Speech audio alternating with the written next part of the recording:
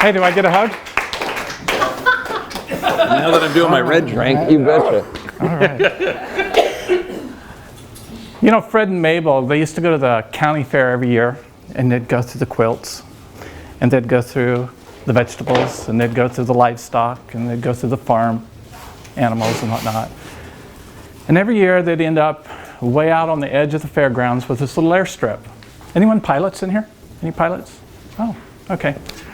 So they'd in there and they'd just be oogling over this little 3-seater, open cabin, who was taking people for rides. But it was $50.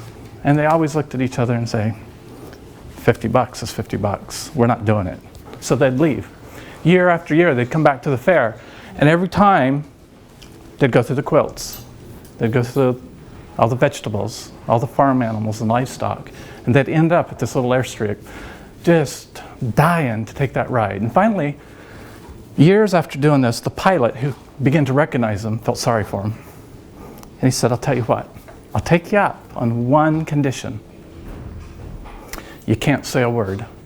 If you say a word, you have to pay me the $50. Mabel looked at Fred. Fred looked at Mabel. They could do it. So they got in and they went up. And you know, if you've never been up in a small plane, it's awesome. I mean, you're close to the ground, you get to see everything, and it's just cool. So we have 5 pilots in the family. You'll see my 2 children here in a little bit flying. But they didn't say a word. Fred and Mabel just locked it up. And so the guy said, man, you know, my fuel does cost something. I'm going to have to do something to get these guys to say something or I'm stuck. So he does a loop. Not a word. Not a word. He does another loop. And then, you know, he's got to get back and get the rest of the crowd because he's just burning fuel. He gets down on the ground and he helps Mabel out of the plane. He says, man, I thought I'd get you. And she says, well, you almost got me on that second loop when Fred fell out, but I didn't say anything because $50. It's $50.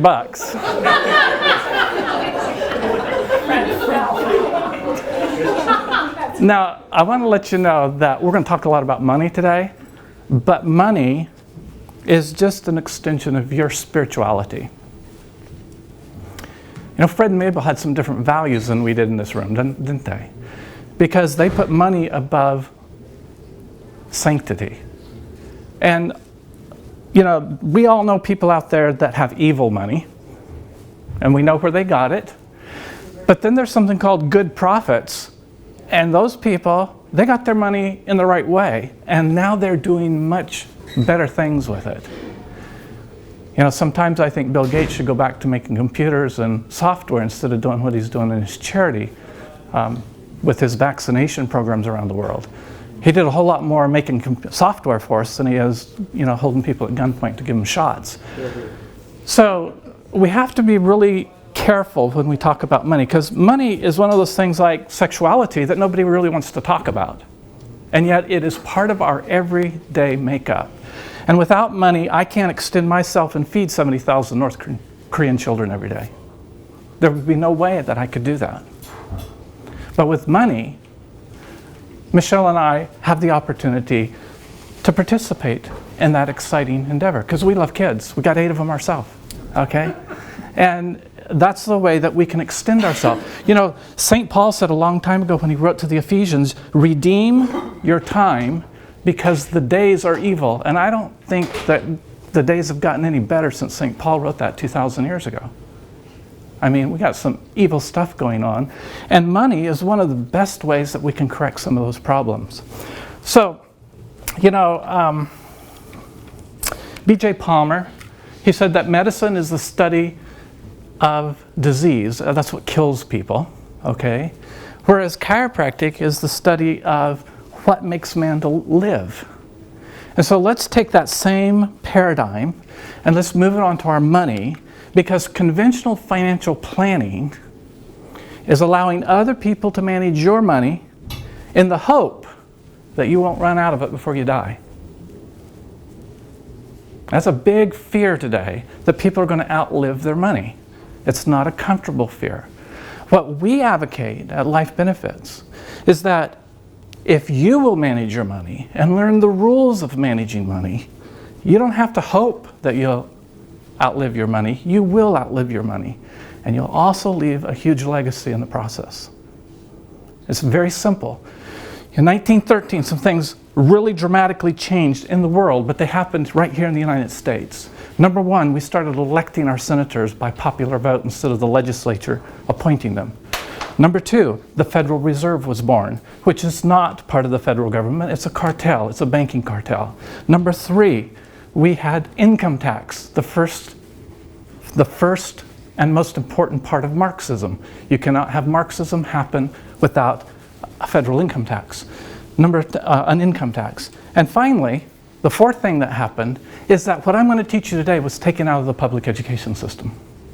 Because up until that time, what I'm teaching you was what was taught in American public education. But do you think the cartel wants you to know it? You know, the FDA was started, the Food and Drug Administration was started to really be a good organization to regulate bad things that were being put in our soils and contaminating our food. Who believes the FDA is a good organization today? Not anybody. No way. Okay? So time has changed, and now we have a group of people all over the world, but primarily here in America, that haven't a clue how money really works. In fact, there's a lot of people, we live in Vegas, okay? And a lot of people think that this is the way to get rich. I am amazed. We walk through the casinos to an event or to a restaurant, and those people sit there for hours playing those games. You know, and then they would be the same people that say they're on a fixed budget. There's not a connect there. There's something loose. We've come to a society where we think that the only way to get money is by luck or by cheat. And yet that's not the way that good profits are made. The other situation is this. You ever feel like this? That every dime you make is running out the door as fast as you can? I certainly did. I remember getting up and going to work at 7 o'clock in the morning to the office, sometimes getting home 8:30, 9 o'clock at night. And I would sit on the sofa and eat my dinner while my kids got around me so that we could have daddy time. That's not wealth. Yeah, we were making lots of money. We were making $350,000 a year. But you know what? That wasn't wealth. And one day, it was Thanksgiving Day, my brother-in-law was in the room after he'd come and eaten our dinner, our food. He says, you know what, Tom? He says, you're never going to take a vacation and fly on an airplane because you can't afford the tickets for all your kids. I was mad because Good for you. He was right. Now, I could afford the tickets. That wasn't the question. I couldn't afford to leave work because if I came home after a week vacation, I'd be broke because my patients would have been gone. And I started thinking about money a little bit different. What is wealth? Wealth is what we have after all of our money is gone in this life.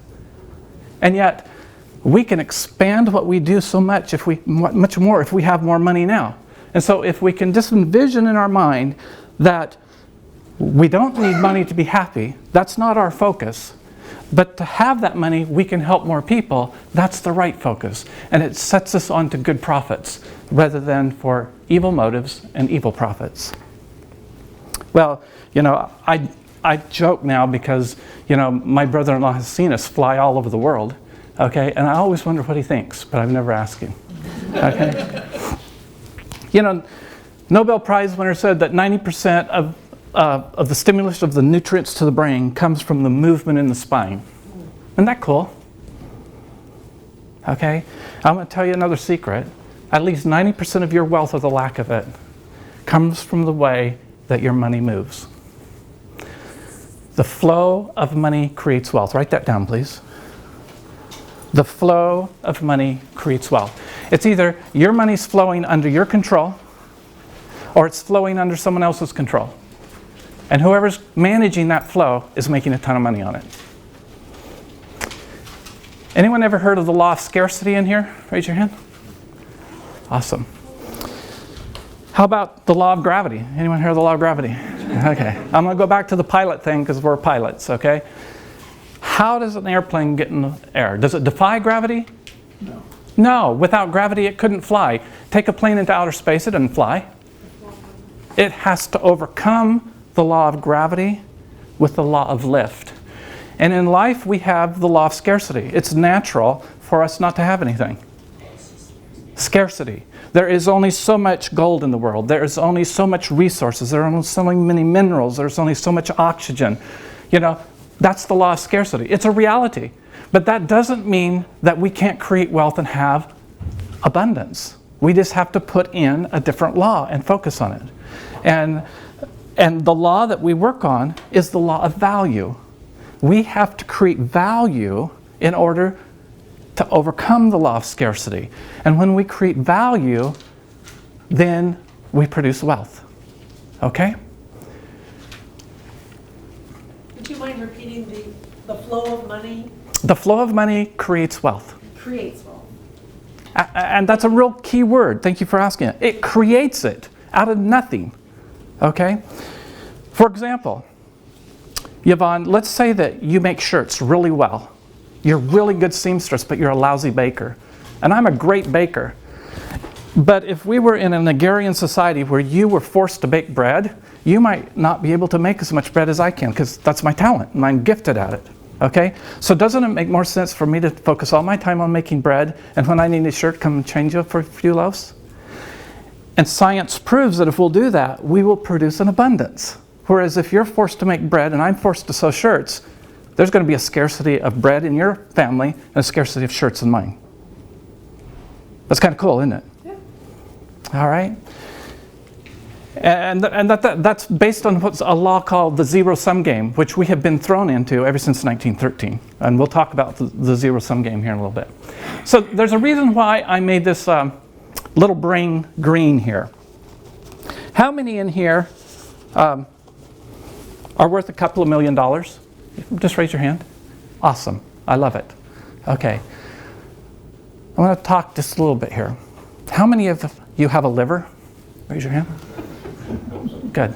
You know, Dr. John's been talking about Tylenol and the way it kills your liver. Do you think there's anybody out there that needs a liver transplant? Do you think they'd give you $1 million for yours or part of yours? Absolutely. How about a kidney? Yeah. How about one of your eyes? Okay. So I like to do little gimmicks as we're going along here. So every one of you in this room that has a kidney, 2 kidneys, 1 liver, and 2 eyes, stand up. Okay, and then I just want you, John, I want, from the back of the room there, I just want you to come around this way, and I want you to get your $1 million, because I want you to put this on your mirror at home or someplace where you see it every day. Come on up. We can use these on board, right? Sure, sure. The best place to use that is right here. To remind yourself that you are worth much more than a piece of paper.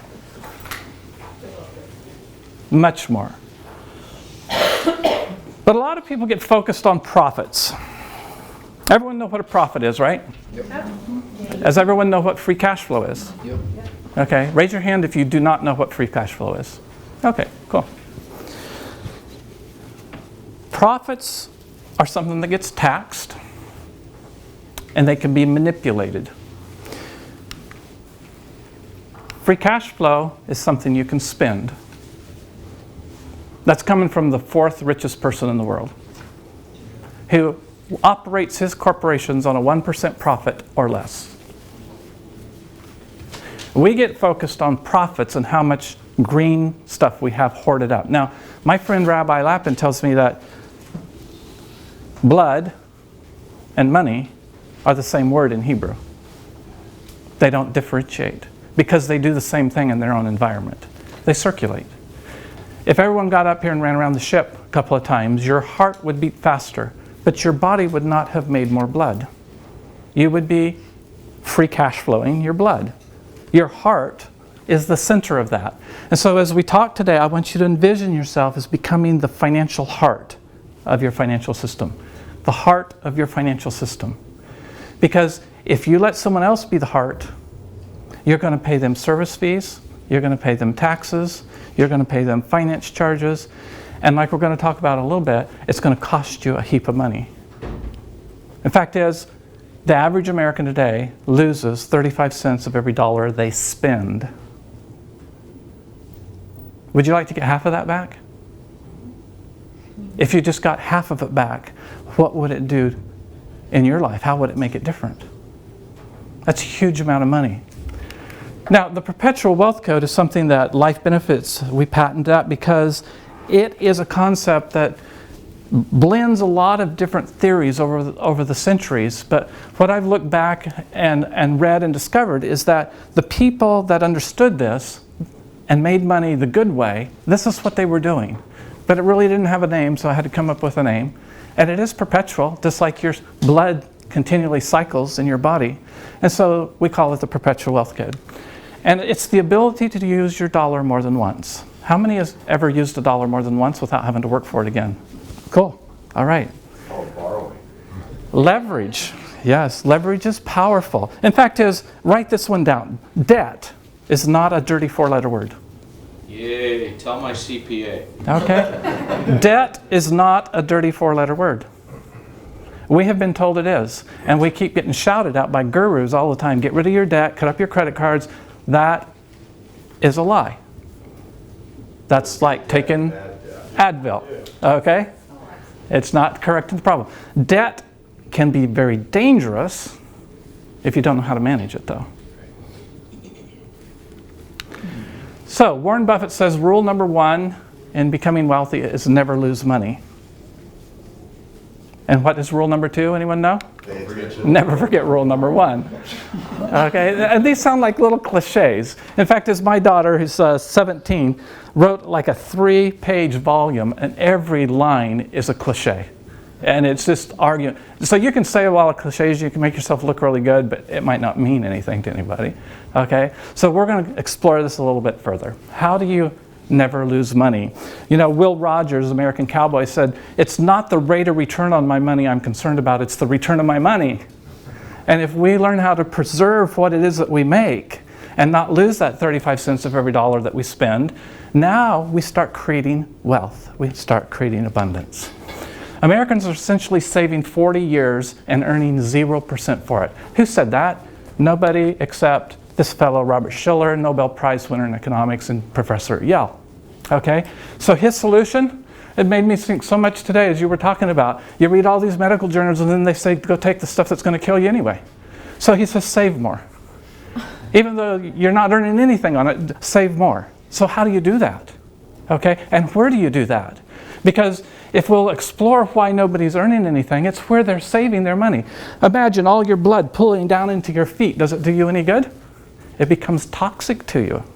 And money does the same thing. But we've been taught to hoard money, not save it.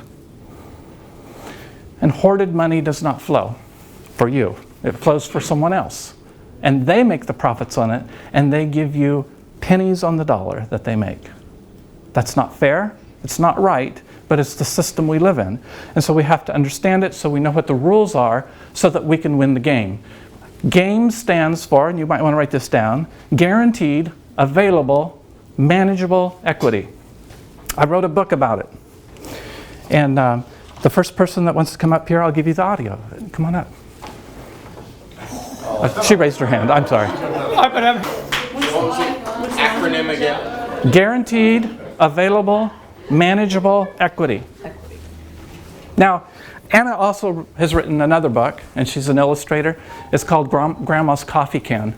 And Grandma's Coffee Can is about my great-grandmother who had a neighbor that stole from her all the time, stole coffee. And her solution to protect her wealth and not get her neighbor ticked off at her. Very good little story. It's a great children's book. If you've no children, it's a great book to share with them how to protect their wealth from little tiny tots. Because we're vulnerable. We're in a brainwashed society that everyone gets brainwashed. It's evil to have money in our society. And it's getting eviler as we talk. Okay? But it isn't if we know how to use it and do it right. So, where do we save money? We'll talk about that. The problem is, in Washington, D.C. and states, there is actually an incentive to discourage savings. Let me give you an example. In 1976, the average American saved 14.76% of their gross production. That 14.7% of what they were making, they put away into savings. And then the administration in Washington said, you know, Americans aren't saving enough. And I was reading one of these little signs over the urinal here in the ship, they're really good. It says, you know it's a lie when a politician fully declares it's not. Okay? So it made me think of Palmer when BJ put all those little signs all over the place. So, so they said, Americans aren't saving enough. And so they started plans to help people save. Well, guess what happened? They opened the 401k, the IRA, the qualified pension plans, all these 529 plans, 403bs, all those began to be opened. And you know where savings is today? It's less than 3% today. It has been negative just a few years ago. It was negative 1.7. Did it help the American people to have qualified plans? No. Nothing the government does ever helps us. It always reverts back onto us when we bear the penalty. So now people are going out there, well, you know, these qualified plans, that sounds like a big, nice name, doesn't it? They're going to protect me in retirement. I'm going to live my golden years out, just hummed-up. No, it doesn't work that way. In fact, my son John and I, we wrote a book recently. It's called Retirement Curveball. Retirement Curveball, the last chapter in this book is written by our CPA, who was an IRS auditor for 33 years. He's taught me a lot about money. First time I worked with him, he saved me $9,000 in the first year. And that was going retro and refiling my taxes at my CPA before we did. This is a free book to anyone that wants to come up here and get it. Okay. So lots of calculators and on-site information in that. That's a real cool book. We just released it last year. It's getting really good. Even Yahoo News picked that one up. So our goal here is to give people the tools and the knowledge to know what to do, because people aren't stupid. It's just that we haven't been given the opportunity to learn. So what's happening here is national sovereignty is more important to politicians than personal sovereignty. And that is not how America was built. America was built on the back of individual savings. And because interest rates have been so in the dumps since 2001, we are wiping out generations of savings because people are having to spend those savings to live now instead of them being poured back into our economy.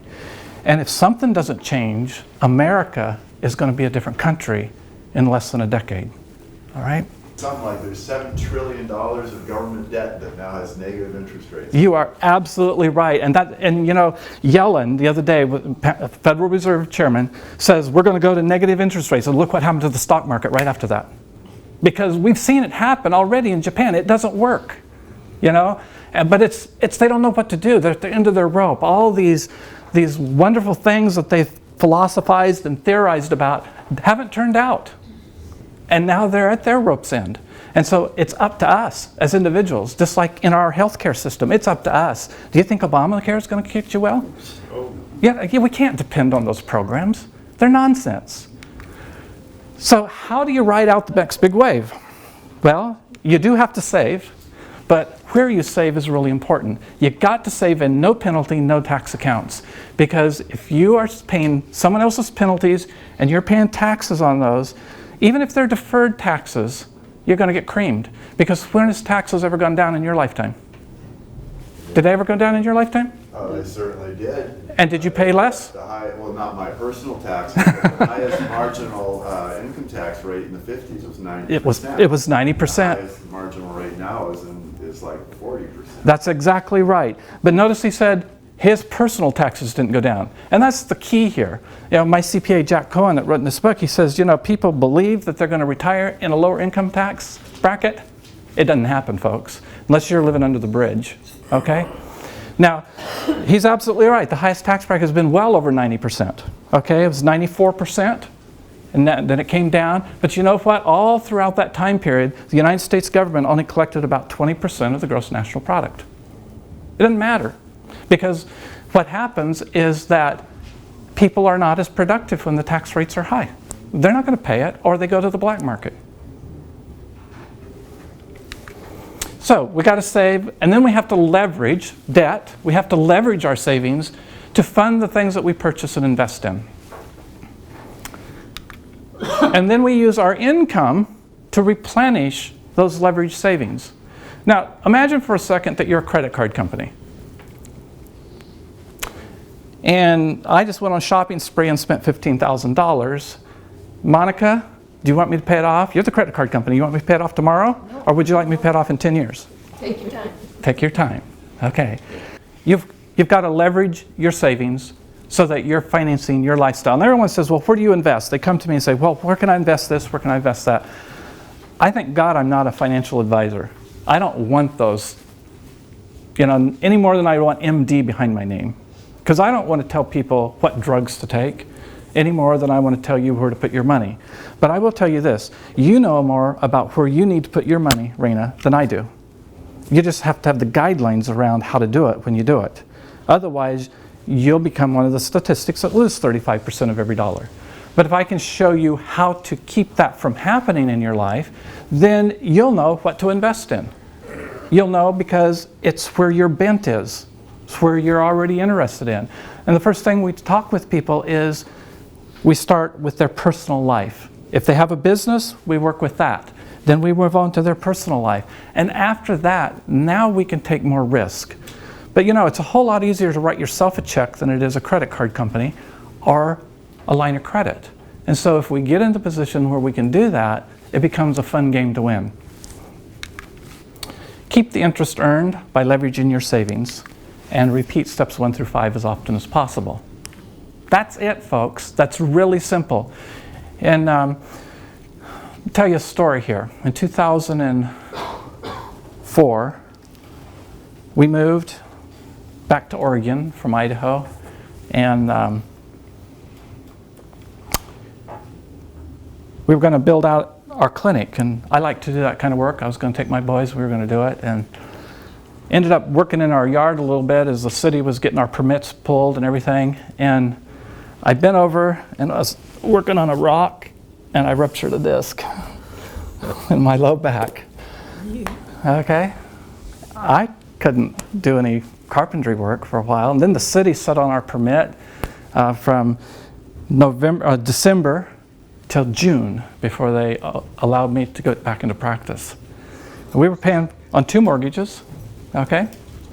And we had 7 children at the time, and we were down to $1,200 in our checking account. And I literally didn't know where the food was going to come to put on the table. And June 4th, 2004, we opened that clinic, and we collected $35,000 in the first week. And then we went on to collect $45,000. I'll tell you, when you're back up against a brick wall and you don't have any place to go, you start thinking of things a little bit differently, okay? And I just tell you that to know that I've had money, we have money, and I've not had money.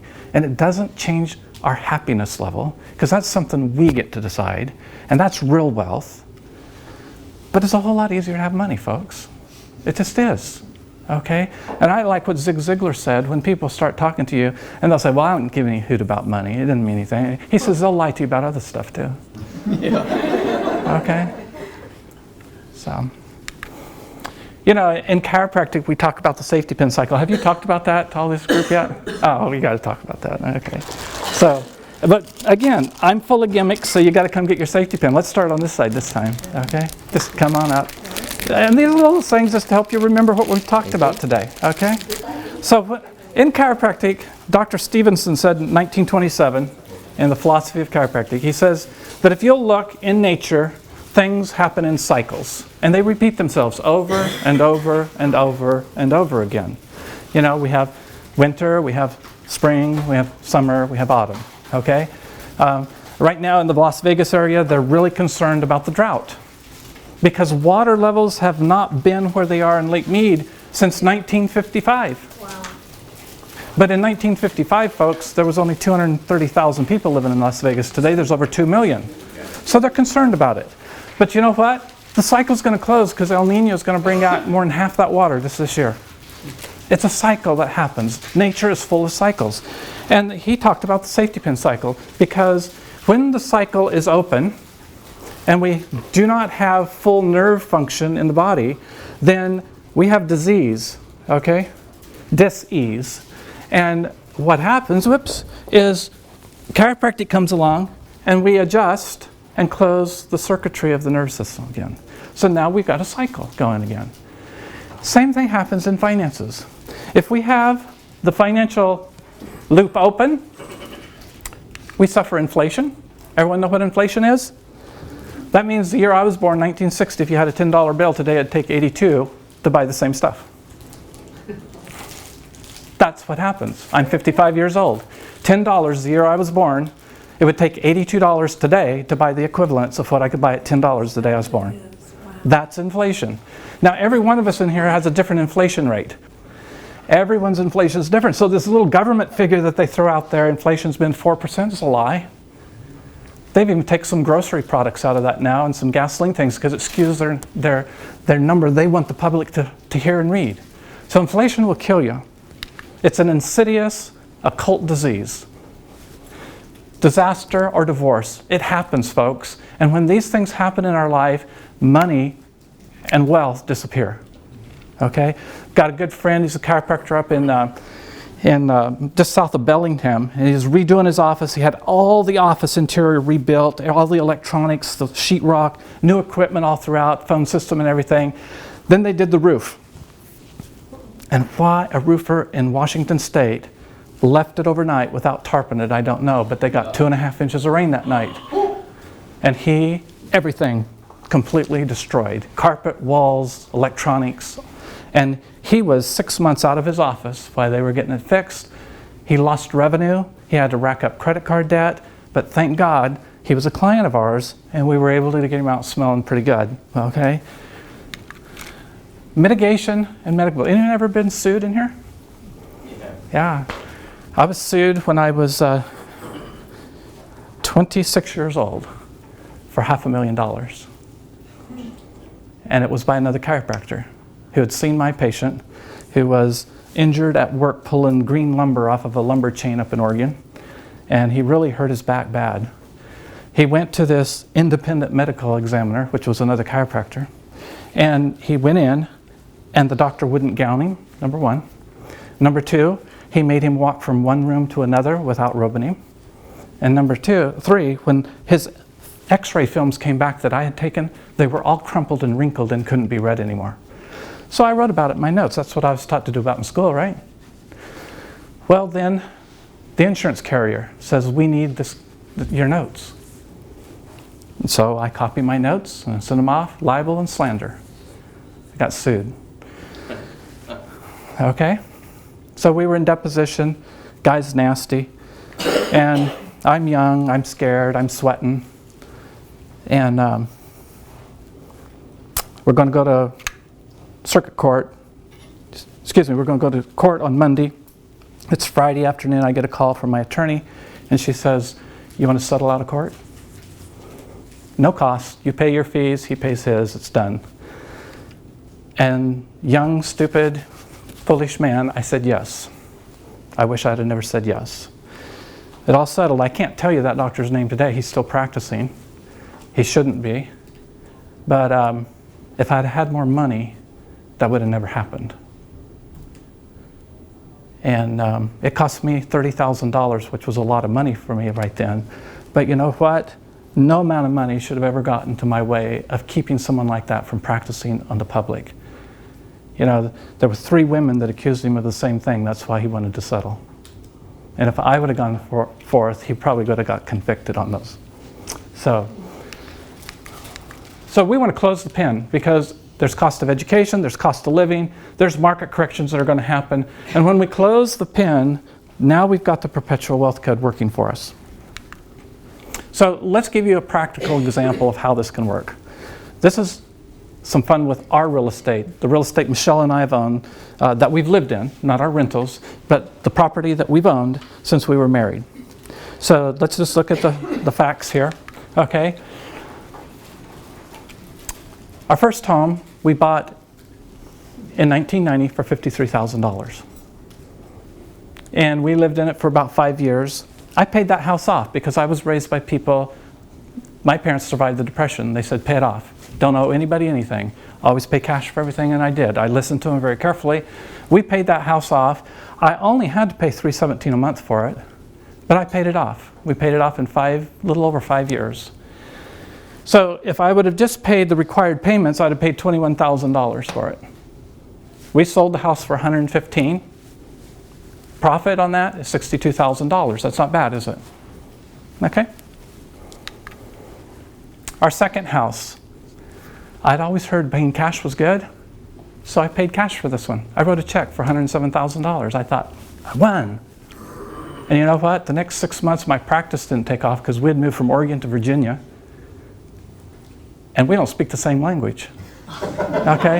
In fact, there was one time, after a year of being there, a patient gets up off the table and he says, you know, doc, I don't have a hard time understanding people from Texas.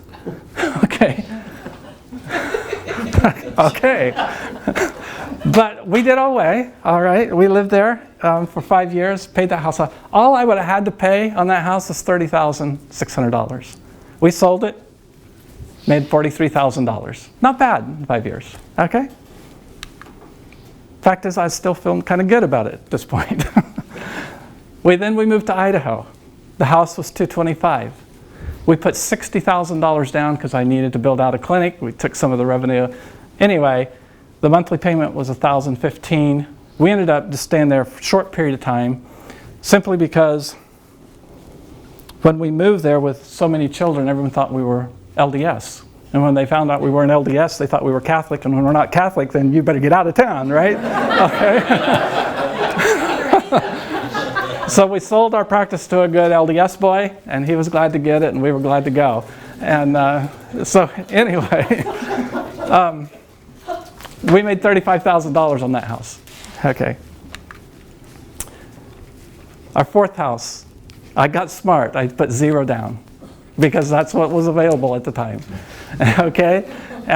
You could just write some fake number on the page. This was just before the bubble popped, you know. And so we got a nice house, and like this was the one we were paying a mortgage here and a mortgage in Idaho at the same time, and got down to $1,200. But anyway, we ended up just selling that house about in March, and we made $210,000 on it. So I was excited about this and looking over it, and then I got to saying, well, that's $350,000 in profits just in the houses we've lived in. I was feeling pretty good. And then I started doing some different math, because there's always two sides to everything, okay? Now, what we were just talking about there is profits. There's nothing wrong with profits. You pay taxes on them. There's nothing wrong with it, but cash flow is so much more important. And if I would have kept my cash flow, all the money that I put in those homes that I didn't need to, I would have still made $350,000. But what I wouldn't have done is I just lost the $741 that I could have done. And together, that's over $1 million. Same money, no more effort. So why didn't I do this? Because I'm like you, I didn't know how to do it. No one told me, okay? And this is the thing that makes me weep. This would have been my kids probably when I died, okay? Now, King Solomon says a good person leaves an inheritance to their children's children. So that's one of my goals. I want to leave a ton of money to my kids. But, you know, I don't want them let them win the lottery. So this is what I've said. If you manage money well while I'm alive, then this $4.3 million, you're going to get a part of it. And if you don't, if you let money manage you, you won't get a dime. But I'll make sure you don't starve to death, because I'll give it to one of your brothers or sisters and they'll take care of you. Okay? Because, you know, we're here not just to make our life better. I believe we're here to make the next generation better. And that's why I became a chiropractor, is I wanted to help people improve their genetic DNA so they could make the next generation better. And this is what we're doing in finances too. You know, someone tells me, do you miss chiropractic? No, I'm still in chiropractic. I'm not adjusting spinal subluxations anymore. I'm adjusting financial subluxations. Okay? So let's take this $1 million figure, and let's take the 350. And let's just say that I retire at age 55. That's where I am right now. And I'm just going to kick back, and I'm just going to live my golden years and do what I want to. I can live on $80,000 a year. But when I get to 85, you see right out here, I run out of money. See, right in here, I run out of money. Do you know what? My dad just died. He's 88 years old. His dad died when he was 95. My dad didn't take care of himself. I'm taking really good care of myself. Do you think I'm going to live longer than my dad? Yeah. Absolutely. Okay? There's no reason why we can't live to be 110, 120 if we take good care of ourselves. And so I'm going to run out of money if I did this method. And by the way, I didn't just make up this number right here. This is what Jack Bogle, founder of Vanguard, says the average American makes after service fees and whatnot if they're invested in mutual funds. So let's take the $1 million now that I could have done with the same money without any work, put it in the same mutual fund, lived on the same amount of money, and now look how much money I have when I'm 85. Wow. That's called leverage. And you know, a lot of people say when you're young, you can afford to take big risks because you'll have time to make it up. Let me tell you a secret. You're 25, I'm 25. It's a long time ago, wasn't it? Okay? You save $10,000 a year and earn 5%. And I'm going to chase the market and make 10%, so I'm only have to put $5,000 away. In 25 years, who's ahead? Don't know. You are, because you saved more. Even though you earned a lower interest rate of 5%, half the interest rate, you saved twice as much. And the compounding effects of early savings is huge. And so I really get really ticked when I hear people telling young people, it's time to take risks now. It is not time to take risks when you're young. It is time to be frugal. It is time to save in a safe place so that even if you're not getting a high guarantee rate of return, that compound is going to work for you. 25 years later, you're going to be much smarter, much wiser, and you'll probably have some things paid for in life, and you can afford to take a little risk with the money you've saved up. And you start the other way around, you start catching up when you're 55. And now you got people panicking with $95,000 in their golden nest egg to live on in retirement. I mean, that's the average of Vanguard fund right now. $95,000. That's not enough to live a couple of years. So it's always two different things. You know, I'm sure you've seen these. Okay, you've got the duck on the one hand, or the rabbit. You've got the hourglass or the two faces. It just depends on which ones you want to look at. Where are you going to focus at? You know, and we've had an education system indoctrinating us to look at one of these and not the other. So I was raised in Southern Oregon, and we had central heating even as a young boy. It was a wood stove right in the middle of our house, 800-foot square house. And our walls were made out of 2x2s. They were built in World War II. And a piece of 1/8-inch plywood on one side, another piece on the other. I slept in a twin bed with my brother. And I don't think I wet the bed, okay? But we'd often wake up together, wet. And I slept there till I was 10 years old in that bed together, a twin bed. And, you know, we had this little wardrobe that my dad made that was between our bed and their bed. We were in the same bedroom with my parents. He was 13, I was 10. We're big-bodied people, you know, we take up a lot of space. But I remember that central heating was so good that we'd wake up in the morning and in the winter, we'd scratch our name in the frost on the inside of the wall, okay? And so I know what poverty's like, and I didn't know I was poor at that time. But I do remember when I realized that we were poor. We had moved from that town, moved north to Salem, Oregon, and just a little town outside Salem, Oregon. It was a little college town there, and everyone in that town was pretty wealthy, in my standards, because their parents usually taught at the college or did something associated with the college. And I remember in 4th grade looking down at recess time at my shoes and everyone else's shoes in line. And I realized at that time that my shoes were very much different than everyone else's there. And what that does to a young teen, 10 years old at the time, it made me angry because poverty sucks. Nobody should have to live in poverty. And we are living in the best country in the world to overcome poverty.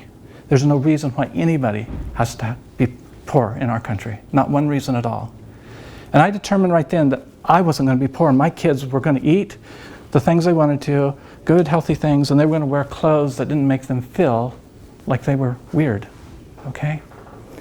And so I went on to excel in academics and in sports. I had an athletic and academic scholarship to go to college. And one doctorate degree wasn't enough. I went on to become a PhD. And I'll tell you what, I didn't learn anything about what I'm telling you today in all that education, because they don't know, you know? They don't know. That's the house. This was our bedroom window we slept under. I remember we didn't have shoes in the summertime. We'd just run around barefooted. And but I went ahead and became a doctorate because I wanted to help people.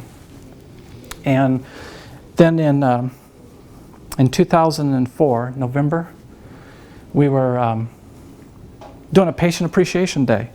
And I had all those goodies that Michelle had baked, and she was bringing them in, and we ran out, you know, seeing 120 patients or something that day, and we were giving them all goodies and whatnot. And I had the front desk call Michelle, and she brought over some more goodies.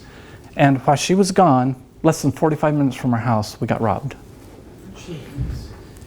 And we came back. She went and picked up the toy poodles that they had clipped, dropped stuff off at the office, went home. She comes into the garage, goes into the kitchen, and my eldest son said, "Mom, something's not right here." They looked back, and the garage man door had been kicked in. And they were still in the house. So Michelle, with all the kids, gets back out in the car. She calls 911, and they argue with her for 15 minutes as they get away out the front door and down the road to the neighbor. But you know, when you get robbed like that, you start looking at things different.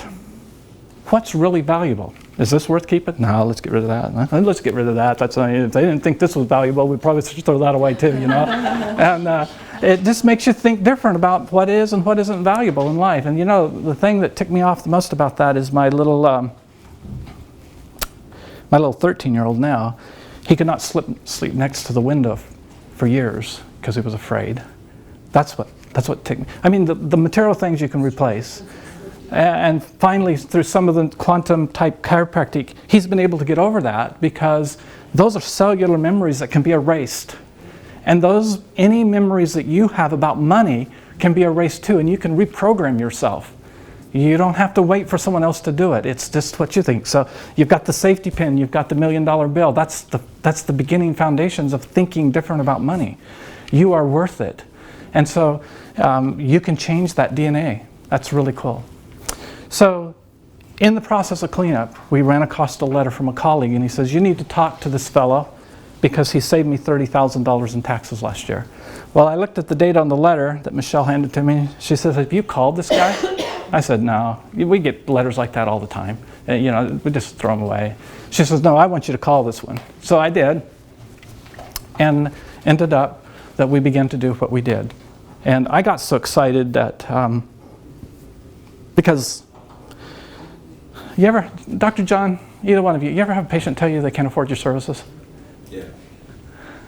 That used to just, okay, because they'd say, "I'm on a fixed budget and I can't." I said, "Man, I wish I was on a fixed budget.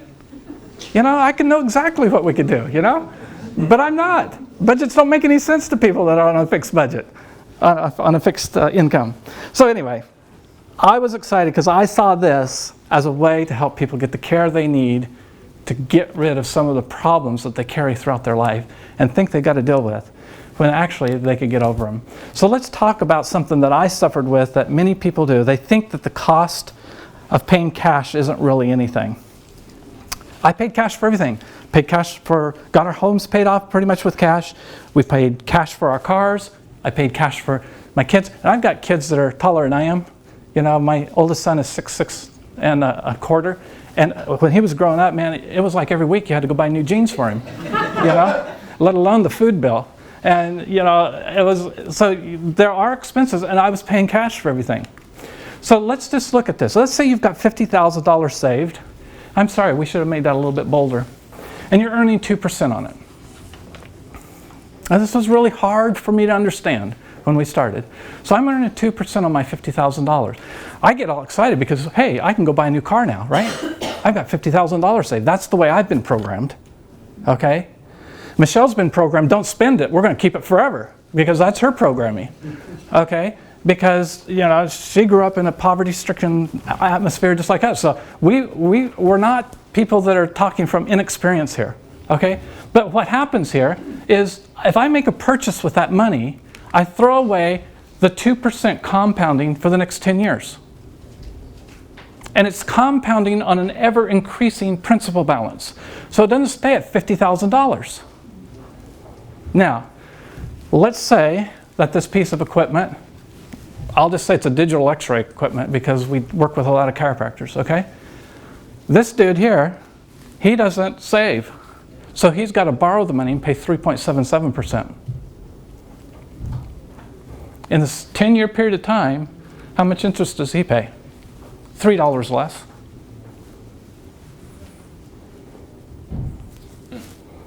Because he's paying 3.77% on an ever-decreasing principal balance.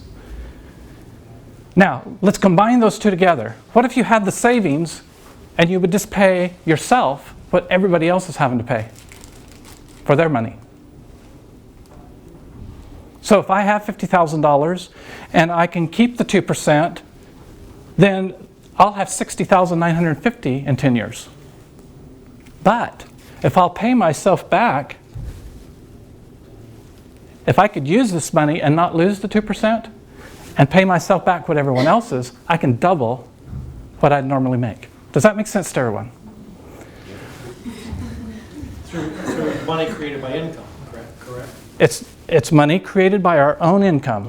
So remember what Robert Schuller said? Save more money. That's the number one thing we've got to do. But how do we do it? How do we do it without getting burnt? And where do we do it? Now, even if you don't own a business, Michelle brilliantly taught me this. What about a credit card that gives you 6% back? Does it make sense to buy everything on cash when you can get a refund? If you're diligent and make sure you never pay interest to the credit card company? I mean, we make several $1,000s a year by doing that. The insurance company gives us a rebate. That's money that we would have lost had we paid cash for it. Okay? So here I am. I'm looking at my buddies out of school, and they're financing everything. They go out, they just charge and pay it off. Okay? I'm on the other side. I save up. I deny myself for 4 or 5 years. Feel like a martyr. Okay? It doesn't make me any better because I still end up at zero when I buy whatever I'm going to buy. It's just the way it is. This is a zero-sum game. This is what we've been taught. These are the two options that we're taught. So we go through life, and we don't seem to get anywhere. And so at age 45, after I got that letter after our robbery, I looked here and I looked at my buddies and I said, we got a lot of stuff, but we have no wealth. When we were doing opposite things. And then I said, well, someone shared with me, what if you could keep this money working for you, earning an interest rate, leverage it, and pay it back, just like if you were saving. Now do you see the gold that's being built here? And each time we do that with every purchase, we build. It's not a get-rich-quick scheme. It's a process. The hare and the tortoise that Aesop talked about so long ago is so true in finances. It's the slow and steady dude that wins the race. Because what happens is we're building a perpetual wealth here. Does everyone follow that? It's a pyramid scheme in a bigger, broader sense. You know, I've heard that. I hate to say that term because that's really a negative connotation. But you know what? The banking system is a pyramid scheme. Okay? The Federal Reserve owns it. We're just beating them at their game. Yes, absolutely. In fact, our currency is a Ponzi scheme. There's nothing behind it. Hasn't been since Nixon took us off the gold standard. Okay? That's why debt, if all debt was paid off, there would be no money today because money is a derivative of debt today. So this guy right here, I don't have a lot of respect for him, but he did say this right. I don't know if you know who this is, but he's the one that set us down the road of this, just print more money and everything will be right. So, but money is a link to the future, okay? And it's important. It's not only the future after we're gone, but our own future. And if we don't have money, then we cut that link, and it's not going to be as good a future for us if we didn't. So, this is my oldest son. My daughter, she's going to be 21 here in a few weeks, but she's been flying before she drove a car. So they're up here shooting some. This is my daughter Anna. Where are we out there? Is that in Cozumel? I can't remember. And my daughter Eva. And this is us over in Israel here a couple of summers ago, and some other place. And here we're just hanging out together. So, you have to have fun in life. That's the real wealth. And that's going back to my brother-in-law. That's what he was ridiculing me for. He realized that we were never going to be able to experience that kind of wealth. And that's what made me mad, okay? And motivated me. So let's look at some things here. Where do you save? That's key. And there's 10 things about a good savings plan. Number one, they're all on the side. They'll be tax deferred. They'll be first in, first out. That's the way it's going to be taxed when you take it out. It's going to have a competitive yield. It's going to have high contribution allowed. It's going to be safe. It's going to be guaranteed. It's going to be free from penalties and fees. It's going to be flexible. In terms, it's going to have dividends that you get a share in. It's going to be a hedge against inflation. Remember the insidious occult disease. And when we add all those up, that's 10 ideal things that we can do with money. So let's compare those then to a 401k, an IRA, and some of the other places that we've been told to park our money. When we add all these up, a 401k has 1.5 of those attributes. It's not bad. One step in the right direction, maybe not. But I would say that from what I've seen and what my CPA tells me, if your employer is not matching, a 401k is a waste of time. An IRA, again, about 1.5 of those. A SEP, self-employed, Roth or IRA, 1.5. Mutual funds, it jumps up to 2. Okay? Jack Bogle, the founder of Vanguard, says that the derivative aspect of mutual funds is crazy, and the service fees involved with them. It'll make the average investor earn about 2.5% over their lifetime. Roths, again, about a 2. Margin accounts, if you're into the stock market, about 2.5. Bonds, we're getting a little better. As we get this way, it's more conservative, right? Anyone hear of Ed Slott? Yeah. Ed Slott says exactly what I'm going to tell you here in a minute, is that if we want all of these 10 aspects of saving, the best place to do it is in participating whole life insurance. And people go, life insurance? I don't want to die. Well, you said this morning only 2 guys got out here alive, something like that. It's one of those facts. If we would plan for this, we have a tool that is crazy in its ability to work for us. Now, you don't have to have life insurance to do the Perpetual Wealth Code. So, but I will say, if you don't have life insurance, you're throwing away the dividends and the guaranteed returns and the legacy. And you can have those 3 things along with whatever else you do without any extra cost if you're in this for the long haul. And now we're talking about a tool that can work for you and perpetuate this to the next generation. So let's look at life insurance, because there is a huge misunderstanding about life insurance in our world today. And like I said, before 1913, actually before 1945, participating in whole life insurance was the preference of saving in our country. In fact, without life insurance, the Depression would have wiped our country out, because it was only there that people could go and get their reserves to live on. Anyone ever watch It's a Wonderful Life, Jimmy Stewart? Sure. What happened when they made a run on his bank? Did he give them all their deposits back? You can't. It's impossible. And no bank can. Right. But he was able to give them enough to get by. Okay? Life insurance is regulated much, much more stiff about their reserves than banks are. Okay? Life insurance have billions of dollars in reserves, so if a run on the life insurance company happens, they can usually pay it, but they also can say, I'll give you 50% today. If you'll come back in a week, I'll give it to you too, okay? But that only happens in troubled economic times. The key here is that in the 70s, someone came along called A.L. Williams, and his dad died when he was 42, and he was mad because his dad only had a whole life insurance policy. Great savings account. He had more money in that account that he could pull out than what he had paid for it. But it didn't leave a really high death benefit. And so A.L. Williams had this chip on his shoulder, and he says, well, I'm going to go make a company that just sells term, and we're going to invest the difference. In the 70s and 80s, that did okay. But I have a colleague that lives in St. Louis.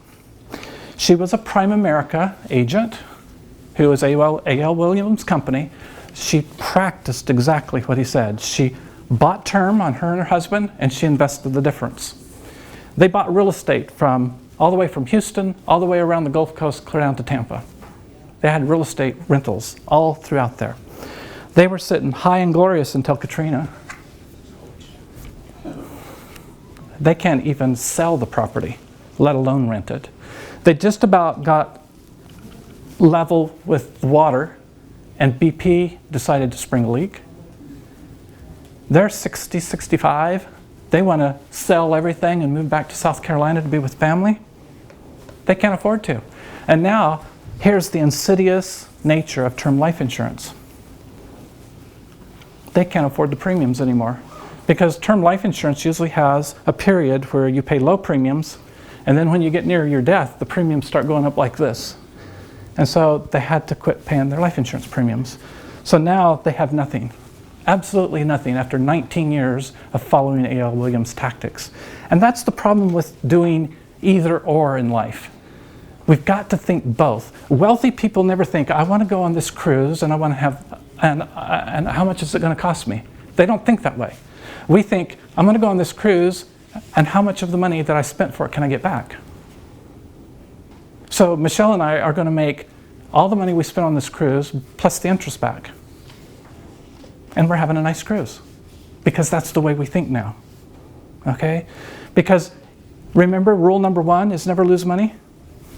That means don't exchange money for goods and services. Use it to get what you want, but always make an avenue to get it to come back to you, because no one else is going to take care of you like you can take care of yourself.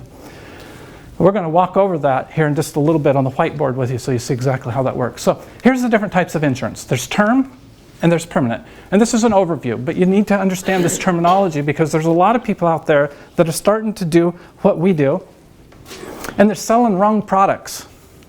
And it's costly when you get into the wrong product. So term insurance can be renewable, and it's the most costly over time. So that means I buy a policy today, I might pay $2,000 for it. Tomorrow, next year, I might have to pay $2,100 for it. By the time I'm 70, I might be paying $20,000 for it, okay? Because every year that I get closer to my death, it's renewable if I pay the premium, and the premium goes up. Now, that schedule is what all insurance is sold on. Every bit of insurance is sold on renewable term insurance. But other processes in the insurance world allow you to recover the cost of that.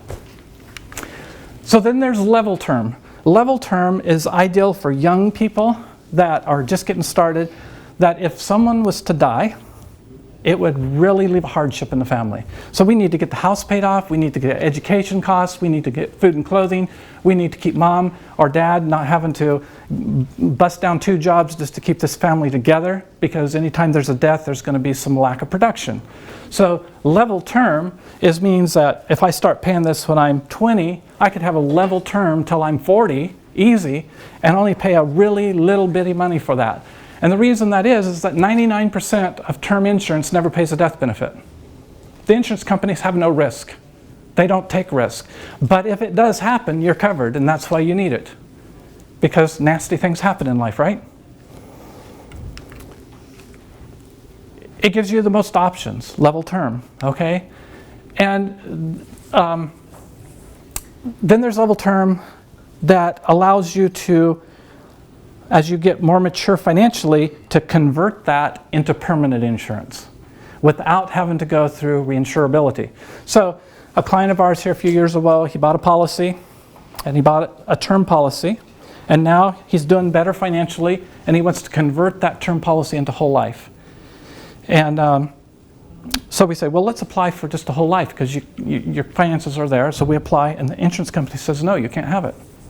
This, and this happens to your health. You are not eligible for insurance. So we go back to the term policy, which we had sold, which was convertible. We say, convert it. You have to. So even though his health has changed and he's not insurable, they have to convert his policy that he already had to a permanent policy because he's already been underwritten when he was healthier. Very, very key to have, okay? Then there's something called premium recovery. And this is just like locking your money up and losing all opportunity on it. It's really kind of a waste of time. You buy term insurance, maybe when you're 69, you can get all the money you paid back for it, but then you don't have any insurance. And you're just at the point you're going to die probably, right? So those are the three different types of basic term insurance. Now there's two different basic types of permanent insurance. There's something called universal life that's been around, fairly new, started in the late 70s, okay? And there's different hybrids of it. And then there's whole life, and that's been around for hundreds of years. It's got a huge track record. It's been around for a long, long time. And in universal life, there's three different types. There's one that will take your premiums and put them into a separate account, and you can earn interest on it. Where's interest rates been since 2001? They've been in the tank. You're earning zero. Well, the idea of this earning something here is to help you pay premiums as the cost of the term that's behind it goes up as you get older. They never hold up. In fact is, in Nevada, the commissioner just sent out a letter, 29,000 people in Nevada, which is not a real populous state, had premiums go up because they had this kind of insurance this year. Now, if you don't pay it, your insurance is over. So you might not be in a position to afford that. I had a client that way that was a patient of mine. She'd bought a policy on her husband who then got disabled. She paid that premium for years and years and years. She said, I can't afford to pay this. I've paid more into it now than I'm ever going to get out of it. And she stopped paying it, and her husband died 9 months later. So then there's something called variable universal. Variable universal is, let's not get an interest on this money. Let's trade the market with it. And so you can buy equities, and you can buy stocks with it. And to me, that's just like, you're just mixing two bads together there. You know, because every time that little portfolio changes, the insurance company gets to charge you a fee. Every time you pay a premium, they get to charge you a fee. Every time your agent looks at that portfolio, gets to charge you a fee. I mean, this is why people save all their life and get zero return, okay? So, then there is this beauty baby that just came out, and everyone's thinking it's, you know, the next wonderful thing. It's called equity indexed or indexed universal life. It's the same carriage, same frame on this, and all they're doing now is they're saying, well, instead of actually trading the stocks, let's just follow an index like the S&P 500 or the Dow with it. But I'll tell you what, Monica, Renee, if the market goes way up, you're not going to get a benefit. We're going to cap you at 11%. So if the S&P actually trades at 15, we're going to keep the other 4%. Okay, but we'll trade that off. If the market goes way down, we're going to guarantee you at least 1%. But you know what? Every time you pay your premium, we're going to charge you 7% of your premium. I mean, people don't read the contract on these things. If they would, they'd never buy it. Okay, that's the kind of things we're looking at. So, a bunch of variances. Anytime you see a contract that's thick, you know an attorney was involved in it. And attorneys only write things for their clients, and you're not one of them. Okay? These contracts are fat, and so just stay away from them. Whole life, there's two different kinds. There's variable premium, which is the most expensive life insurance you can buy. Because again, it's based on, they're giving you a real low premium to start with, and then they're going to sock it to you anytime the insurance company doesn't do their part. you're holding the bag. They're going to call you and say, we need more money from you if you want to keep this policy alive, Janice. Okay? And you know, if people would read this, they realize insurance you buy to cover risk, right? Why do you want to give up that for an extra point or so in earnings, possibly, when you could be exposed to a huge hit later on? It doesn't make sense. So the last kind of insurance, whole life insurance, is called fixed. Fixed whole life. That means the premium is set. It can never go up in your life. It can go down if earnings are greater in the policy, but it cannot go down. Now, Ed Slott, he says, if you want all those 9 things in savings, you buy permanent whole life insurance that is participating in the dividends of the company. These companies have made profits every year for 100, 150 years, and you get a share in those profits if you're a participating owner with them. It just makes sense. And again, now the cool thing about it is you still earn interest, you still earn dividends, and if you want to take and find something to invest in, guess what? You can borrow the insurance company's money because you have the best collateral in the world now, your death benefit. You don't use your money, you go into debt, you leverage your death benefit against the money that you can use. Your policy still earns the interest, still participates in the dividends. Whatever you do with the money over here can earn whatever you want to earn. If you're a smart investor, maybe you're like Max, who referred me to us together, he day trades, does very, very well with that, but he gets the money from his life insurance policy. He's doing both. He's earning dividends in his policy while he's earning in the stock market. I'm not a day trader. I'm not going to do that. Okay? I like to buy real estate. Okay? So I buy a mortgage and someone else pays me the interest I need off that, but I'm still getting my interest and dividends in the policy at the same time. It's a both scenario. Someone asked me about annuities here. Annuities and life insurance are very similar, but annuities, you cannot access your money without a penalty. You pay interest on that. Now, we pay interest to the life insurance policy when we borrow too.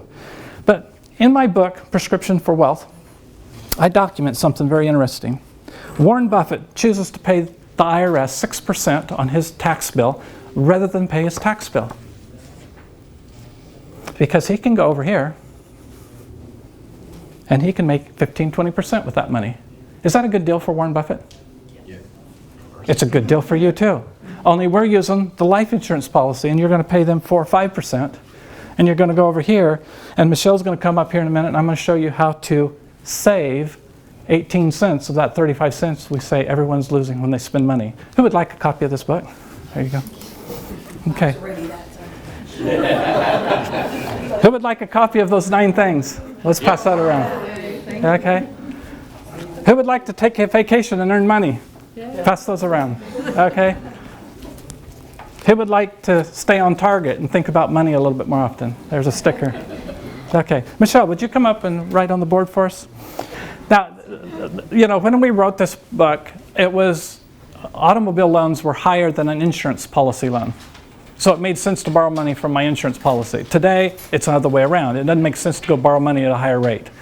Okay? So in the back of Winning Your Financial Game, we have a whole series on how to use this money, even if interest rates are higher or lower, because we want you to be able to do both. So we're going to go over what we call the Perpetual Wealth Code now, because you know the key here is you have to save more money. That's what Robert Schiller told us that we needed to do.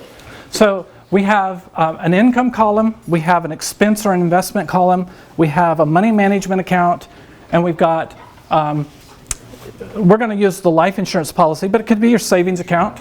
Okay, you know, like I said, you don't have to have a life insurance policy to do this. You just throw away the dividends, the interest, and the legacy. So, do you want to draw those columns on the board? Those 4 columns, Michelle? Yeah. And now let's say that you've got this life insurance policy that you're buying, and you've put $10,000 into it. And because in the first year, the IRS is always interested where you're putting money, they're not going to let you get all your money back out, leverage it. Because if you did, they're going to call it a modified endowment contract so they can tax you on it. So there's a certain max that you can get, somewhere around 60%. So if you put in $10,000 in premium, the first year you'll be able to use $6,000 of it. And that's just an IRS rule. We have to know the rules to win the game, right? This is called, the game is guaranteed, available, manageable equity, okay? So we're going to manage this $6,000 that came out of this policy right here. And let's say that you've got $6,000 of expenses. Now this could be one big expense, or it could be multiple expenses added up to equal $6,000 over a course of a year. I'm sure all of you spend at least $6,000 a year in here. So this is an easy example. Now, if you take and spend your income of $6,000 on that expense, do you ever earn interest on that $6,000 again? No. That's money flowing away from you, not under your control. So what we're going to do is we're going to ask the insurance company to use their $6,000. We're going to take this $6,000 and we're going to meet our expenses, our investment obligation. That was easy, wasn't it? This is like a shell game. And it will become a shell game if you do not let the time value of money work for you. Write that down.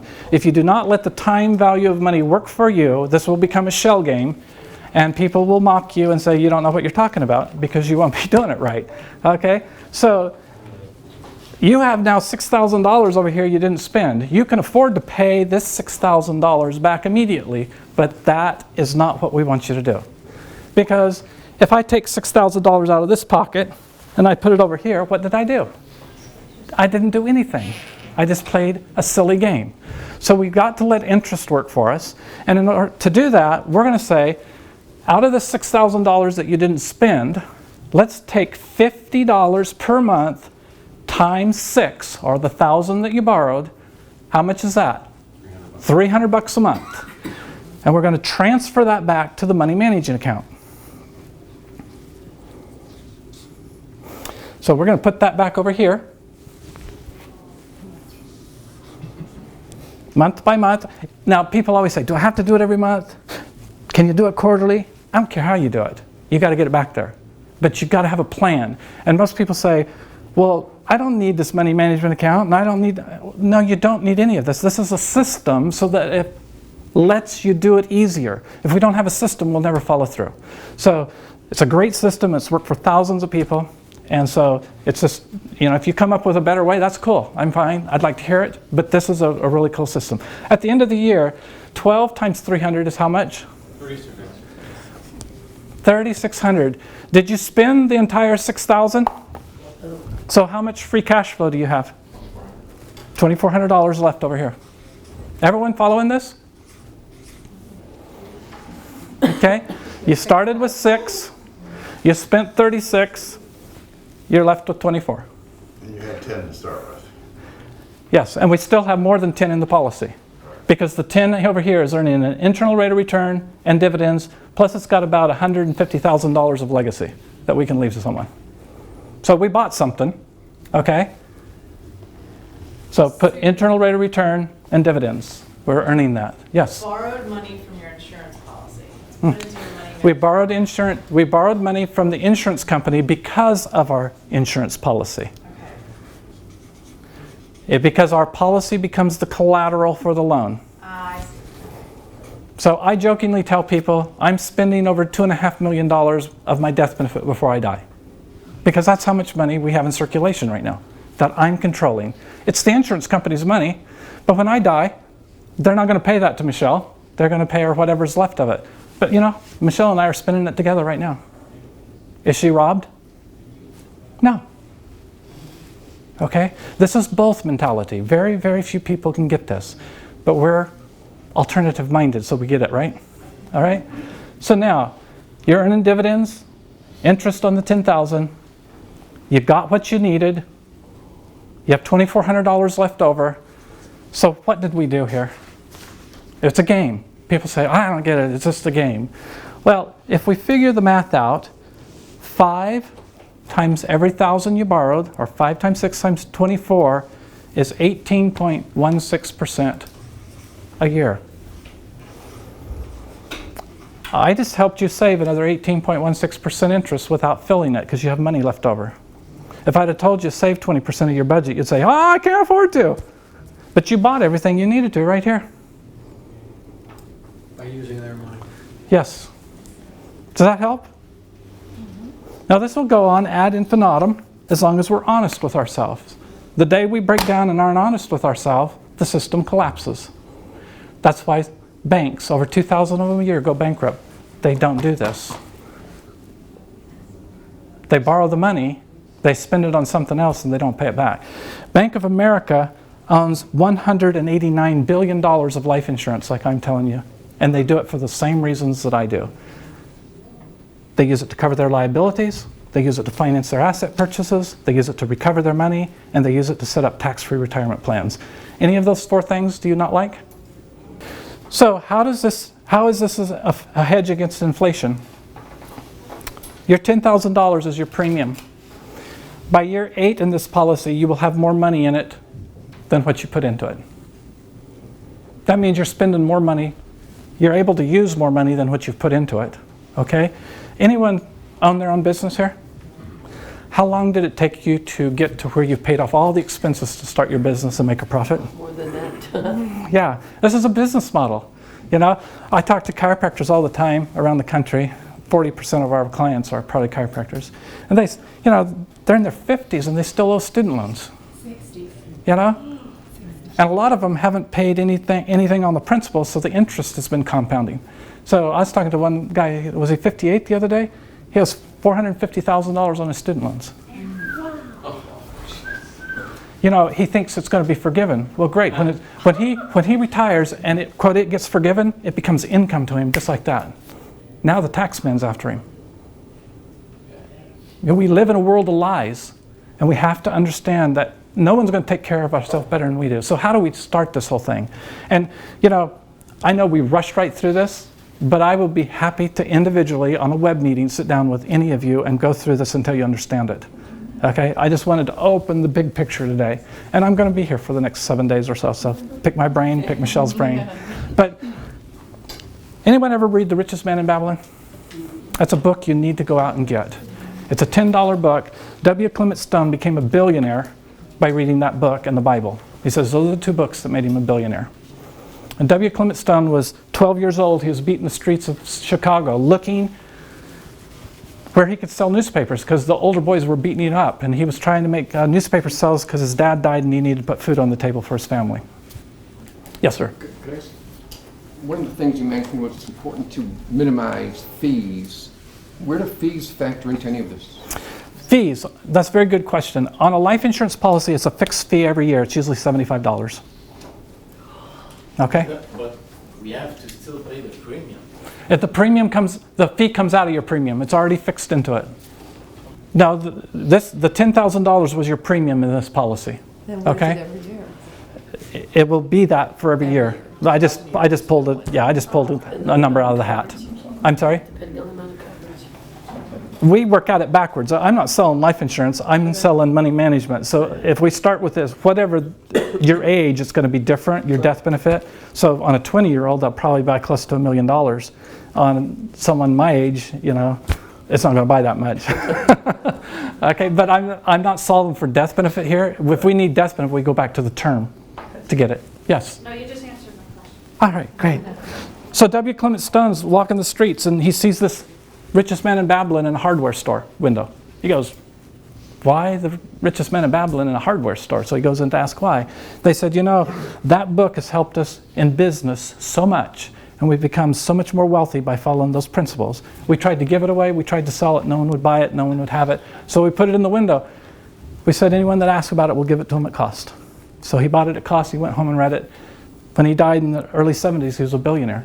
And he said the 10-20-70 principle in that book is what made him that way.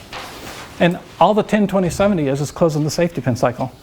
So what we do, when we start working with someone, we say 10-20-70, that's 100% of your income. That's what it equals. Add it up. And then the next question we say, are you worth 10% of what you make? Anyone worth 10% of what you make in here? Raise your hand. Okay. So who's saving it? Are you saving 10%? If you're not saving 10%, then you have a mental block. You need to look at that $1 million bill a little bit more, okay? Because you're worth much, much more than 10%.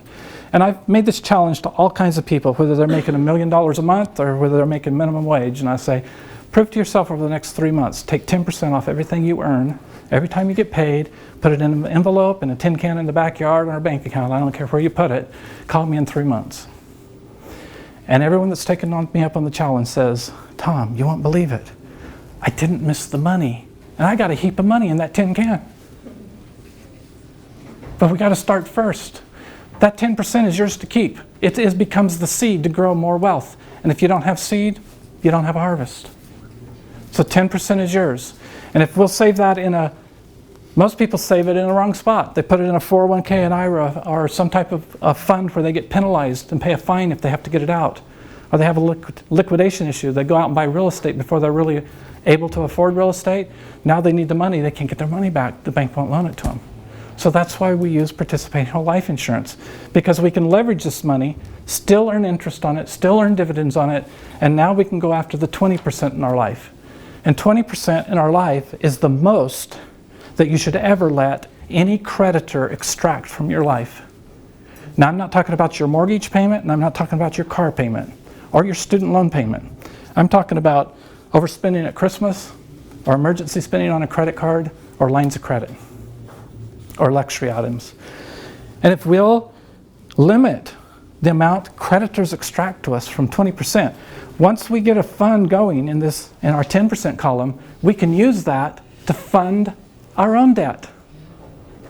Now, who gets the interest and the principal back? We do. It's so simple. Just close the safety pin. And when that happens, now we've got the 10% plus the interest, plus the 20% and the interest, and we can tackle things that happen in our lifestyle, like where we live, what vacations we take, what charities we support, yada, yada, yada, yada, yada. Because each one of those we tackle, who are we paying back and what interest is where is it going? Okay? Folks, this is what Donald Trump does with real estate. This is what Robert Kiyosaki teaches. This is what Warren Buffett does with his investments. This is how Jeff Bezos built Amazon.com to the great company that it is today. It's a matter of managing cash flow and not letting someone else manage it for you. And I just don't want people to end up like Robert Schiller says, where they save for 40 years and earn a 0% rate of return on it. We want them to see a return on that, and that's why we talk about the Perpetual Wealth Code. So thanks.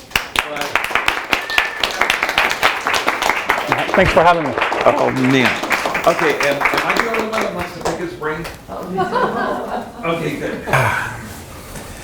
Here we are with Dr. McFie, and I got to tell you, the talk that you gave on financial health, it's totally breaking what people's concepts of money, financing, and saving are.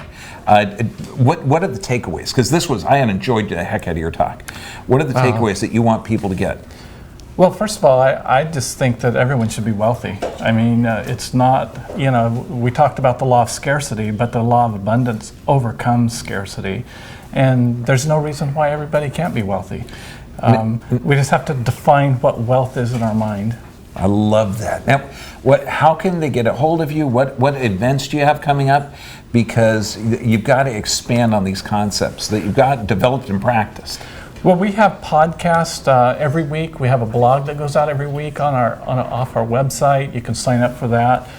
We do teleconferences with other experts in the field, like attorneys and CPAs and people that understand wealth instead of just want to put you in a box and put you away and file you with the IRS or whatever they do. Mm-hmm. And our big event is October 7th, 8th, and 9th in Las Vegas.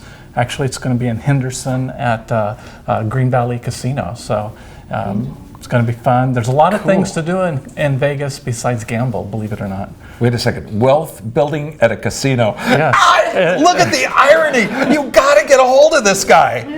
No, most financial guys don't have that kind of sense of humor. Yeah. Well, it's a lot of fun because it's fun to win. And that's what we teach people to do. And I certainly wasn't taught to do that. It was a kind of a discovery process. But alternative thinking and chiropractic laid the groundwork for me to be able to think alternatively about money. and wealth, because it's an analogy. It just works because that's the way the universe is wired. I love that. And what people think that money is, and how we've been taught to save, and how that's actually not the most effective use of money. Yeah. His concepts blew my mind. It was amazing. He was the second speaker to do that. Well, Dr. John, you're doing just an awesome job with what you're doing too, and it's just a real privilege to be part of what you're doing, because wealth and health, you really can't segregate the two. I mean, they're part of one entity. Really, to outlive your wealth would not be a good thing, would it? No. Okay, so we either get people sicker or richer. There we go. Let's go with richer. Let's go with it. Doc, it's been amazing. Thank you so much.